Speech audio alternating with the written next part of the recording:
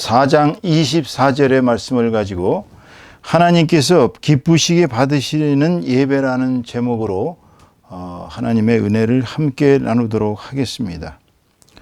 오늘의 주제는 이제 예배입니다. 예배가 얼마나 중요하냐, 이제 이 점을 우선 말씀을 드리겠습니다. 아시다시피 우리가 예배를 드리는 그 예배의 주인은 성삼위 하나님이십니다. 성부 하나님, 또 성자 하나님 예수 그리스도시죠. 그 다음에 이제 그분들께서 보내시는 보혜사 성령 하나님이 바로 이 예배의 주인이십니다. 그 예배라는 것은 뭐냐? 한마디로 얘기하면은 우리 성도들이 하나님 앞에 자신을 보여드리는 것입니다. 한마디로 출석하는 거예요. 하늘나라의 축제, 하늘나라의 축제에 우리가 참석을 해서 우리 자신을 이렇게 현전이라고 하죠. 이렇게 보여드리는 것입니다. 예전에 왕이 예를 들어서 이제 출두를 명하면은 신하들이나 백성들은 뭐 꼼짝없이 왕 앞에 가서 자기의 모습을 드러냅니다. 그것을 이제 현전이라고 하는 것이죠.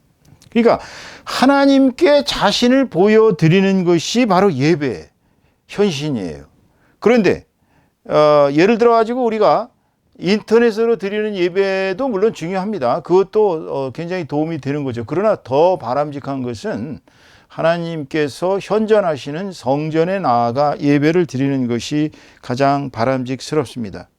예전에 구약시대에 이스라엘 사람들은 1년에 3번 반드시 하나님의 성전에 나아가서 그 모습을 드러내야 됩니다. 3번 예배에 꼭 참석해야 됐던 것이죠. 축제. 하나님께서는 왜 우리가 예배에 참석하시는 것을 좋아하실까요? 그것은 바로 우리가 하나님과 우리의 관계는 부모와 자식 간의 관계이기 때문입니다. 부모님들이 제일 기쁜 게 뭡니까? 멀리 있는 자식들이 찾아오는 것이 사실은 제일 기쁩니다. 전화를 해주는 것도 기쁘지만 찾아오면 너무나도 기쁘죠. 하나님께서는 우리 성도들이 주일마다 이렇게 날을 정해놓고, 원래 이제 구약시대의 이스라엘 사람들은 이제 토요일 날이 그 사람들의 안식일이었습니다. 그러니까 토요일 날은 아무 데도 안 갔어요. 뭐 집에서 500m 그 바깥에를 나가질 않았습니다. 불도 떼질 않았어요. 모든 노동을 중지해야 했습니다. 거의 그냥 아무것도 안 하고 쉬는 거예요. 그냥. 그게 그래서 이제 안식일입니다. 안식일의 뜻은 하나님께서 이 세상을 천지창조를 통해서 6일 만에 끝내시고 이제 7일째 되는 날 하나님께서 보시기에 참 좋았다. 내가 참 잘 만들었다. 그러시면서 이제 안식일 제7일째에 쉬셨어요. 하나님께서 쉬시면서 제7일 안식일을 복을 주셨습니다. 그래서 구약시대에는 이제 여러분도 알다시피 토요일 날이 휴식이었던 거예요. 안식일이었던 거예요. 그러나 예수께서 부활하신 뒤로 일요일 날, 금요일 날 돌아가시고 금토일 3일째 되는 일요일 날 새벽에 부활하셔서 이제 제자들에게 나타나기 시작했는데요.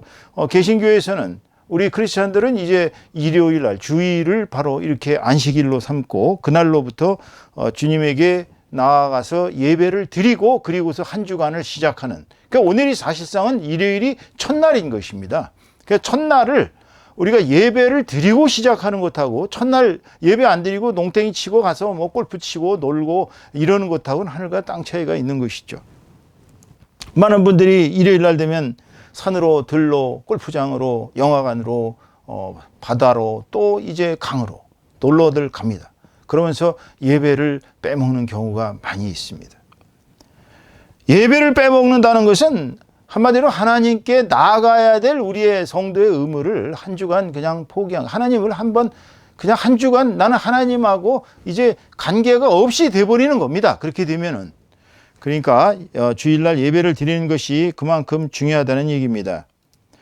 사실 이 예배의 효과는 대단히 큽니다, 여러분. 왜냐하면 한 주간 우리가 세상살이에 찌들고 지치고 정말 세상에 노동을 하면서 얼마나 힘들어요. 사실 돈 벌어 먹고 산다는 게, 밥 벌어 먹고 산다는 게 이렇게 쉬운 일이 아니거든요. 이생일이 쉬운 일이 사실은 하나도 없어요. 그렇지만은 하나도 없어도 일주일 내내 고생하다가 이렇게 예배를 한번 드리고 예배 동안에 성령께서 우리들에게 운행하셔서 우리가 한 주간 영과 혼과 육으로 지은 모든 죄와 모든 허물을 다 용서받고 우리가 이제 완전히 새로운 영과 육이 되어가지고 힘과 능력을 얻는 거예요.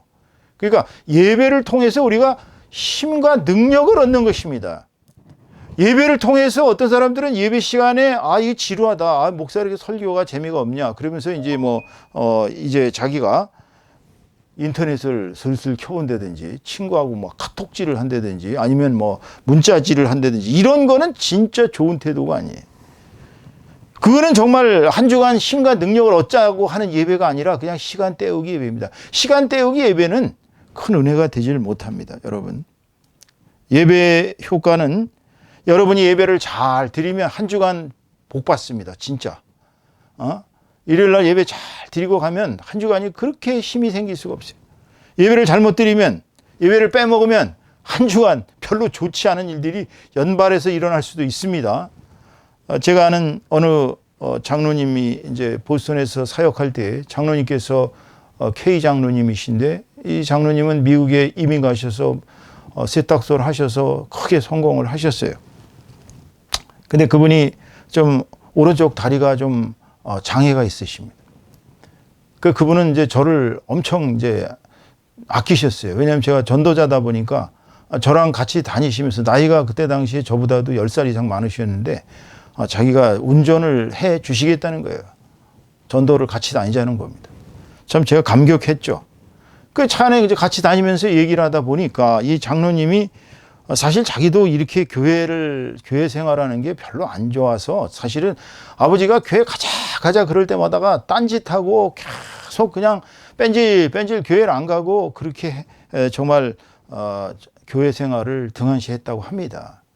그러다 어느 부활절 주일인가 어느 주에 그 아버지께서 이제는 교회를 가자 그리고 잡아 끄는데도 안 가고 안 가요. 그러고서 이제 정말 퉁명스럽게 아버지를 혼자 보내놓고 이제 공놀이 하다가 축구하다가 이제 공이 나무 위에 올라갔는데 그 나무 위에 올라와서 공을 줍다가 나무에서 떨어져 가지고 다리가 불구가 되었습니다. 그때 이분이 크게 깨달은 거예요. 하나님께서 나를 벌하시는구나. 교회를 안 가니까 이런 좋지 않은 일이 일어났구나. 그래서 그 다음 주부터는 죽으면 죽으리라 하고서 예배를 반드시 주일날 드리는 아주 독실한 신자로 변하고 결국은 교회 생활에 승리해서 장로까지 되시고 나중에는 저와 같이 70대의 나이에 전도를 방방곡곡을 다니시는 그런 분이 있어요. 여러분, 예배는 생명입니다. 그 CCM에도 있잖아요. 예배는 생명이니 예배를 예배되게 교회를 교회되게 이런 그 찬송도 있지 않습니까? 사실입니다. 예배를 생명으로 여기셔야 돼요, 여러분. 예배를 만약에 거르면서까지 일요일날 저도 그런 경험이 솔직히 말씀드리면 있습니다. 제가 학원을 대한민국에서 제일 큰 그 조기 유학 준비 학원을 강남 대치동에서 거창하게 했는데 그때 돈도 잘 벌었습니다. 정말 전 세계에서 학생들이 방학 때 되면 거의 150명, 200명이 와서 제 밑에 와서 그 비싼 돈을 내고 공부를 하고 평상시에도 유학을 갈 사람들은 다 저희 학원으로 전국에서 몰려왔어요. 그런데 제가 사실은 그때 당시에는 예수님을 믿지 않고 있었을 때입니다. 그러다 보니까 기독교적인 이런 그 상식, 기독교적인 이런 걸 하나도 제대로 알지 못하다 보니까 저는 주일날도 개학을 해야 됐고 주일날도 학생들이 오거나 부모가 오면 열심히 나가서 상담을 했습니다. 그런데 놀라운 사실은 주일날 가서 개학을 한 케이스가 없습니다.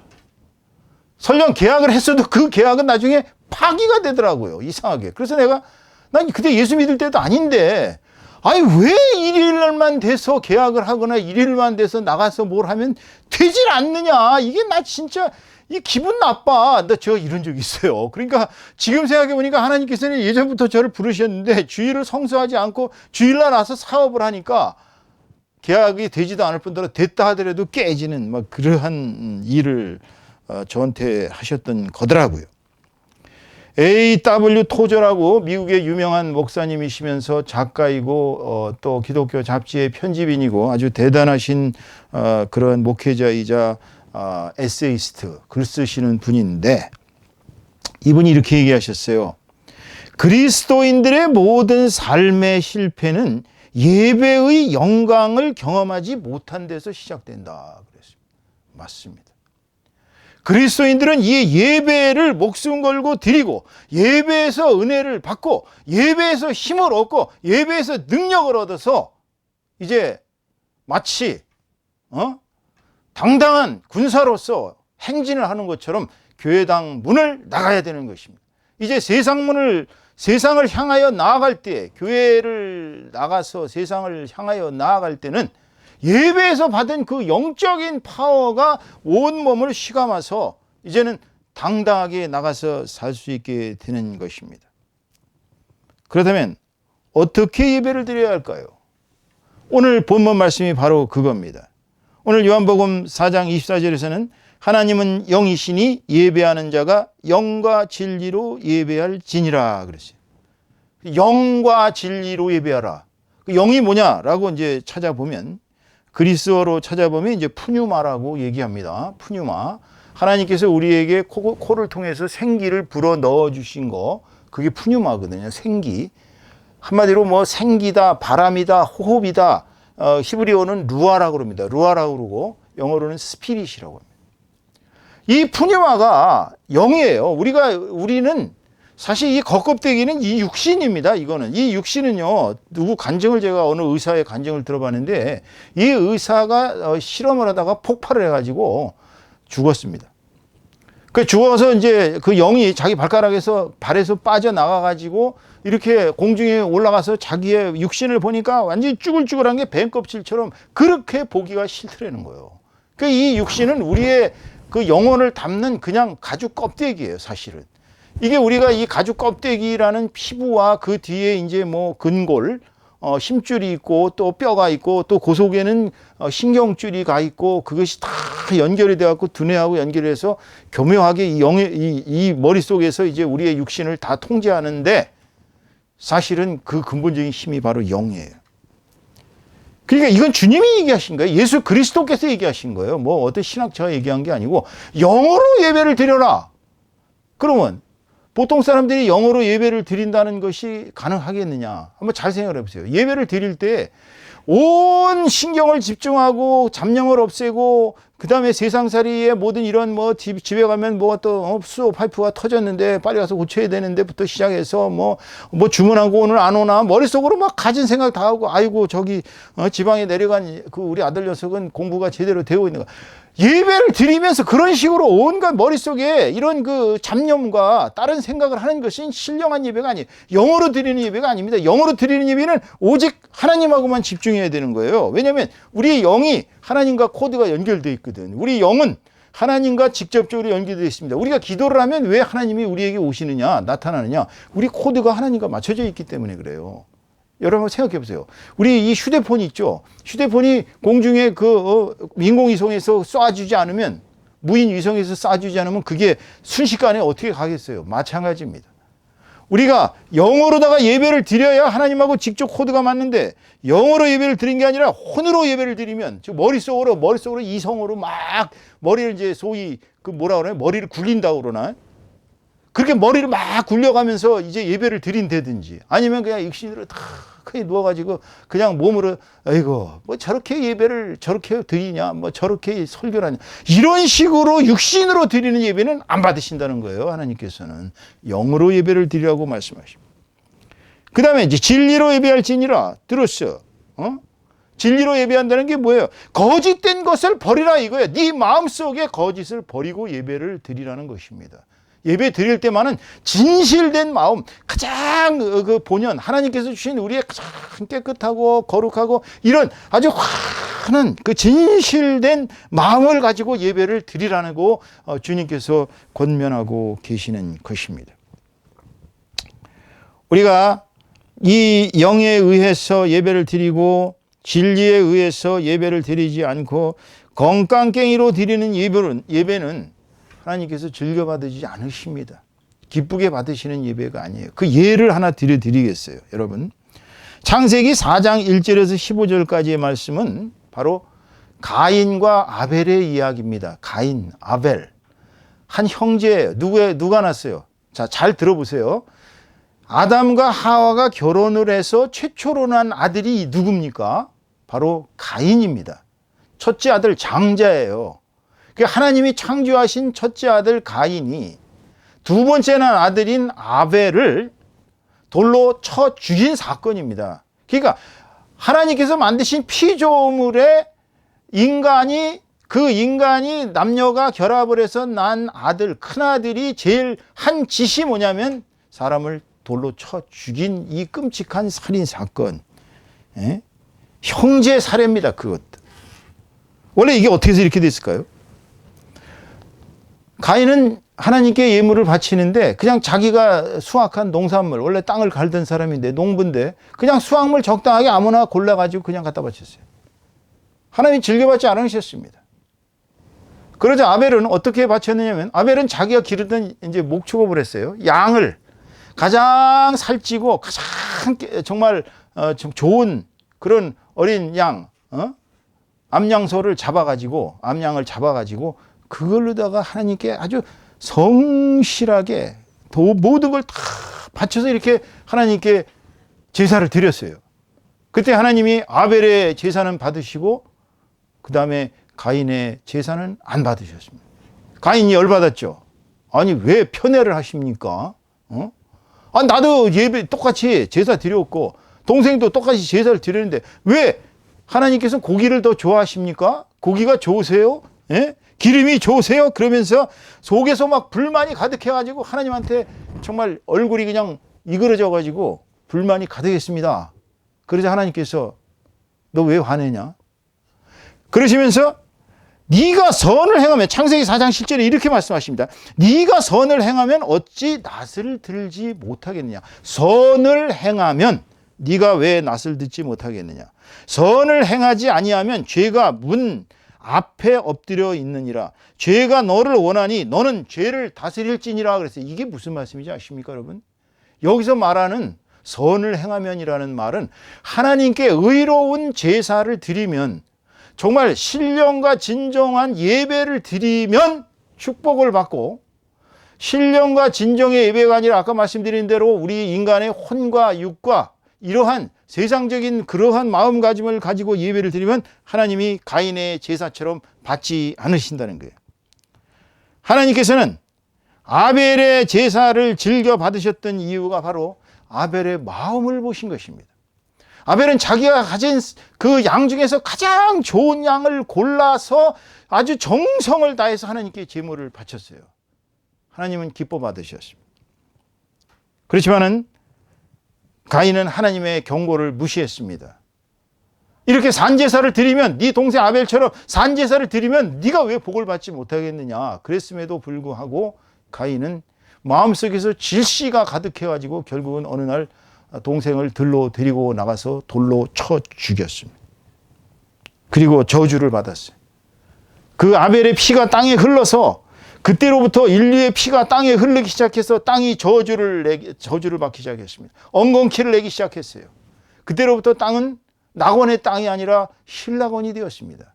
그리고 여러분 아시다시피 가인은 유리하면서 살아가는 목축업을 할 수밖에 없는 그러한 불쌍한 존재로 변했습니다. 이 가인과 아벨의 기사는 읽어보면 매우 심원한 얘기입니다. 하나님께서 우리에게 원하시는 그 예배가 어떤 예배인지를 구체적으로 보여주시는 증거예요. 따라서 아벨처럼 자신의 모든 것을 바치어서 전심전력을 다해서 영과 진리로 예배하는 그런 예배를 드려야 하나님께서 즐겨받으신다는 말씀입니다. 예배 시간에 집중하십시오. 카톡 하지 마세요. 문자 보내지 마세요. 예배 시간에 제발 좀 인터넷 하지 마세요. 예배 시간에 주보 보면서 딴짓 하지 마세요. 예배 시간에 온전히 하나님께 집중하십시오. 목사님 설교 못한다고 불평하지 마시고 내 마음밭을 먼저 갈고 닦으셔야 됩니다. 내가 목사님 설교를 받아들일 마음을 가지고 아무리 설교를 못하는 목사님이라 할지라도 그 유명한 일화가 있지 않습니까? 예전에 영국에서 어느 목사님이 몸이 불편하셔서 도저히 교회를 나오실 수 없었던 거예요. 그래서 갑자기 말도 못하고, 옛날에야 뭐 지금처럼 뭐 카톡으로 저 못 가요 이렇게 할 수도 없는 시대 아닙니까? 그때는 뭐 전화기도 없었을 시대고. 그 목사님은 끙끙 앓으시고 이제 이거 어떻게 해요? 예배 시간이 다 됐는데도 안 나타나시니까 할 수 없이 거기서 제일 오래된 집사님이 나가셔가지고 성경책 그냥 아무 데나 이렇게 펴가지고 거기를 읽기 시작했습니다. 놀라지 마세요. 그렇게 집사님이 정식 설교를 대비한 사람도 아니고 설교를 준비한 것도 없는데도 성경책을 읽기만 했는데도 성령의 불이 뜨겁게 그 교회에 내렸다는 거 아닙니까? 예? 나중에 스펄전이 그 교회에서 그 17살짜리가 나가서 목사님이 안 계시니까 자기가 설교를 했는데 17살짜리 설교가 성령의 불이 일어나가지고 그 많은 사람들이 감동을 받아가지고 스펄전이 그 목사를 대신해서 설교가가 된 거 아닙니까, 여러분? 그래서 세계적인 설교가가 된 스펄전의 이야기입니다, 여러분. 그렇기 때문에 우리가 예배를 드린다는 것은 바로 이렇게 신령하고 진정한 예배, 영과 진리로 드리는 집중된 예배인 것입니다. 로마서 12장 1절에 이렇게 말씀하십니다. 그러므로 형제들아, 내가 하나님의 모든 자비하심으로 너희를 권하노니 너희 몸을 하나님이 기뻐하시는 거룩한 산제사로 드리라. 산제사로 드리라. 예? 이는 너희의 드릴 영적 예배니라. 영적 예배를 드리라는 거예요. 자, 세 번째는 어떠한 예배가 하나님께서 기뻐 받으시는 예배일까요? 예배 드리기 전 평상시에 사랑과 봉사의 삶을 살기에 힘쓰고 예배를 드려야 합니다. 한 주간 내내 육적으로 살다가 한 주간 내내 죄가 가득한 가운데 그래도 교회에 나오면 그거는 다행이에요. 사실 뭐 한 주간 인간이 죄를 안 짓고 살 수는 없습니다. 죄 짓고 사는 게 인간이에요. 뭐 그렇다고 이 죄가 습성화돼 갖고 그냥 죄가 죄를 낳는 그런 것이 아닌 바에는 한 주간 가급적이면 먼저 남을 미워하지 말고 남을 용서하고 긍휼히 여기는 마음을 가져야 하고 남을 위해서 봉사하는 마음을 가져야 하고 형제와 자매들과 또 자기의 부모에게 툴툴대지 말고 불평하지 말고 그렇게 일주일 내내 착하게 살다가 예배에 오는 것이 하나님께서 바라시는 것입니다. 이렇게 얘기하고 계십니다. 이거는 주 예수 그리스도께서 주신 말씀이에요. 마태복음 5장 23절에서 24절 말씀을 보면 이렇게 나옵니다. 그러므로 예물을 제단에 드리려다가 거기서 내 형제에게 원망받을 만한 일이 있는 것이 생각나거든 예물을 제단 앞에 두고 먼저 가서 형제와 화목하고 그 후에 와서 예물을 드리라. 그러니까 제사를 드리든 예배를 드리든 먼저 형제에게 이런 마음이 있는 상태에서 제가 주님 저 인간 정말 좀 보내버렸으면 좋겠어요. 이런 마음을 가지고 드리는 예배는 하나님이 안 받으신다는 거예요. 정말 꼴도 보기 싫고 지긋지긋하고 정말 때려 죽이고 싶은 인간이라 할지라도 마음속에서 예수 그리스도의 사랑으로 다 용서하고 마음을 평하게 가진 상태에서 주님 제가 죄인입니다. 저 사람을 긍휼히 여겨주세요. 저 사람이 오죽이라면 저렇겠습니까? 라는 그러한 마음을 가지고 주님 앞에 와서 예배를 드려야 그것이 하나님께서 기뻐 받으시는 예배가 된다는 것입니다. 오늘 설교의 결론을 맺습니다. 예배는 성도들의 생명입니다. 예배는 생명이니 예배를 예배되게, 교회를 교회되게 정말 여러분 머릿속에 간직하십시오. 예배는 우리와 하나님과의 연합을 체험하는 것입니다. 예배에 와서 우리는 그냥 목사님 얼굴 바라보면서 목사님이 오늘 넥타이를 빨간 걸 맸나 검은 걸 맸나 목사님 머리가 왜 저 모양이야 사모님은 오늘따라 왜 저렇게 화려하게 입고 나왔어 어디 무슨 파티에 가나 등등 이런 잡생각하지 마시고 오직 예배에 집중해서 하나님에게 코드를 맞추면 바로 우리가 예배를 통해서 성령께서 우리와 하나님과 영적 다리를 맺어줘서 우리를 하나님과 연합시키는 것입니다. 연합을 체험하는 것이에요. 하나님과 우리가 연합하는 것이 바로 예배의 주된 목적인 것입니다. 그래야 하나님을 가장 기쁘게 해드리는 것입니다. 하나님을 가장 기쁘게 해드린다는 것은 뭡니까? 하나님을 기쁘게 하는 예배는 온 마음과 뜻을, 즉 정성을 바쳐요. 정성. 예전에 제사 드릴 때 머리카락 하나 떨어지면 아버지가 불호령이 났습니다. 그럼 뭐라는 줄 아세요? 귀신이 와서 그걸 보면 뱀이 이렇게 다니는 것 같아가지고 먹질 않는다는 거예요. 그래서 내가, 물론 이제 저는 그때는 예수를 안 믿을 때인데, 비웃으면서도 이제 한편으로 예수를 믿고 나서 그때 예배를 드리시던, 제사를 드리시던 장면을 보면 정성이 정말 대단했어요. 제사를 드리는데도, 귀신인데도, 그 조상한테 드리는 제사인데도 그렇게 거룩하게 하려고 힘썼는데, 우리는 하물며 만군의 주이시오, 이 우주 만물의 창조주이신 하나님께 드리는 예배가 얼마나 정성을 들여야 하겠습니까? 그러니까 예배를 드리러 올 때 설레면서 와야 됩니다. 사실 어떤 사람들은 그냥 예배만 드리러 가려면 가기 싫어 죽겠는데 그냥 5만 가지 인상 쓰고 그냥 마지 못해서 그냥 가고, 그냥 가서도 막 온몸 비틀고 그러다 아이고 이제 끝났구나 할렐루야 그러면서 또 나와가지고는 세상적으로 이제 룰랄랄라 사는 이러한 자세는 정성으로 드리는 예배가 아닙니다. 그리고 평상시에 철저한 예배의 준비를 하셔야 됩니다. 예배의 준비는 교역자만 하는 게 아니에요. 예배에 참석한 성도들도 마음과 뜻을 다 하나님께 온전히 코드를 맞추는 그러한 거룩한 준비를 해야 되는 것입니다. 그렇게 해서 내 마음이 항상 정결하고 내 마음이 의롭고, 그렇게 해서 하나님이 주시는 사랑으로 충만한 상태가 돼야 되는 것입니다. 사전 준비를 하시고 예배를 드려야 되는 것입니다. 그리고 자신의 가장 소중한 것을 바쳐서 성삼위 하나님을 기쁘시게 해드리는 예배가 되어야 되는 것입니다. 여러분, 정말 한 주간 한 주간 드리는 예배 부족합니다. 매일매일 조금씩 15분씩이라도 예배를 드리는 습관을 기르십시오. 매일매일 하나님을 조금씩이라도 성경을 읽고 찬송을 한 곡조 하고 하나님께 5분간 기도하는 이 생활이 습성화되시면, 매일매일 드리는 예배가 습성화되시면요, 예배를 하루 안 드리면 그날 진짜 힘듭니다. 불편합니다.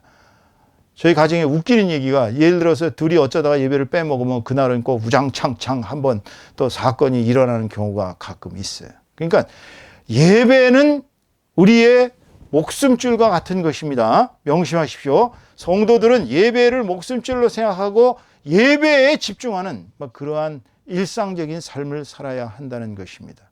저와 여러분, 정말 하나님께 드리는 영과 진리로 드리는 예배가 나날이 쌓여서 하나님의 거룩하심이 우리에게 다가오고 우리가 하나님과 연합하는 정말 성도의 그러한 큰 은혜를 다 함께 누리시는 저와 여러분 다 되시기를 주님의 이름으로 축원합니다. 축원합니다.